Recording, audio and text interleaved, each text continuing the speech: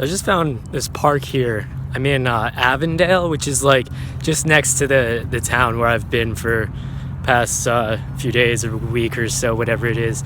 But this park, it's just like your basic park in the middle of a city area. And the appeal I have to a place like this, I mean, you guys know, if you've been watching my videos, you guys know that I like to go to like epic spots where it's like there's heights and there's things to see and all that kind of stuff. But if you've seen all of my videos, you know, like the first thing I did, maybe the first couple of things that I did, was just like spending a whole day just in a park or just like in a wooded area, like around trees. Nothing like epic, nothing like, you know, majestic or anything like that. Just being out here like in the grass, really, and just like not being surrounded by buildings and all that stuff is just like an awesome way to like unwind and everything for me, I guess. And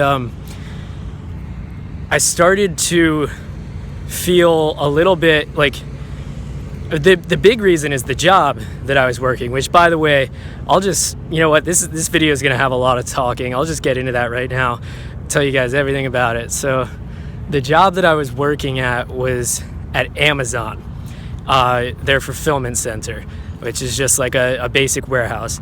And I will talk to you guys, I'm sure some of you, if not a lot of you, know what it's like to work at Amazon already, but I'm just going to talk like I'm telling it to somebody who has no idea what it is, how it is, anything like that. So basically, when you work the peak season for Amazon, which is like the time around Christmas every year, is, you know, that's their peak season. They're shipping stuff out for Black Friday, they're shipping insane amount of stuff out for Christmas, and I think it lasts a little bit after Christmas too, because people are like trying to get deals and stuff like that. So when you work the peak season at Amazon, you if you're just working the peak, which is what I was doing, you get hired through a staffing agency that hires you on a temporary basis, and you're an employee of them. And you're not an employee of Amazon. You're basically like a contractor who happens to be working in Amazon, but really the only place that staffing agency staffs for is Amazon. So you're basically an Amazon employee anyway. And you work in there. They hire you on a regular 40-hour schedule, and they tell you, you know, there's opportunity for overtime. Overtime is this much more. Okay, all that sounds good. And then you get there and you find out that it is required 60-hour weeks, 6 days a week, 7 a.m. to 6 p.m. So it's dark when you get there, it's dark when you leave. When you leave, all you have time to do is eat dinner and go to sleep.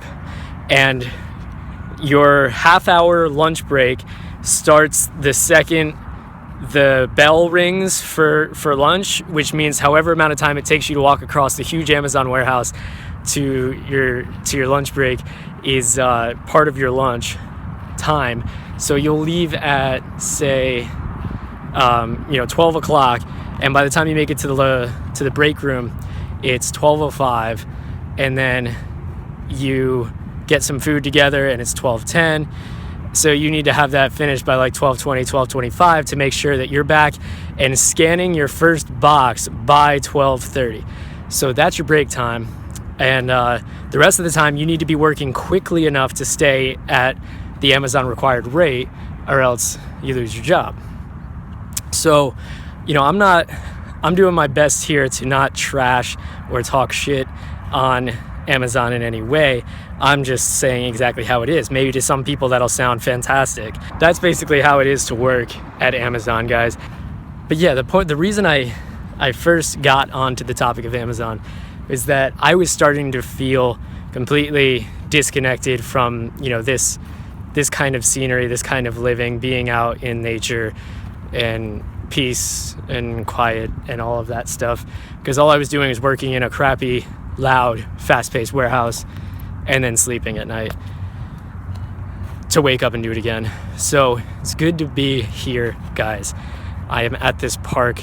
I'm going to relax, and yeah. Hey, what's up, guys? So I have been looking at a lot of stuff online, talking to a lot of people. I reached out to my dad, reached out to a couple of my friends from home. I decided that since I'm not at all positive that it's the shocks, I just made an appointment to go over to Firestone and have them look everything over. I guess they charge like $20 to look over the whole suspension system and tell you what's going on.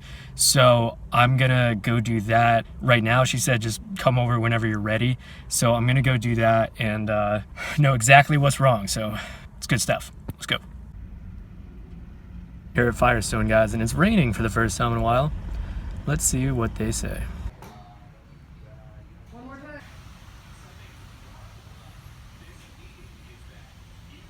All right, guys, so after a long day of researching, talking to people, all that stuff, and going to Firestone, where I don't know where it is right now, but I received a $2,000 estimate on the stuff they wanted to do. Basically, the conclusion I came to is I'm going to go with what most of you guys on here, on YouTube, and on Reddit have been suggesting. I'm getting the shocks. I'm outside of Advance right now, and I already bought them. I just need to pick them up, 2 shocks, and I'm going to throw them on in the morning tomorrow because it's starting to get dark already out here. And then I'm going to get the tire as soon as I can. So just a huge thank you to everybody who has helped out with tips and their advice. And an even bigger thank you to everybody who did donate on the GoFundMe. That's why I'm able to get these parts right now, which is amazing. Thank you guys so much. That's going to be the end of this video. And of course, stay tuned tomorrow to see how the shocks go.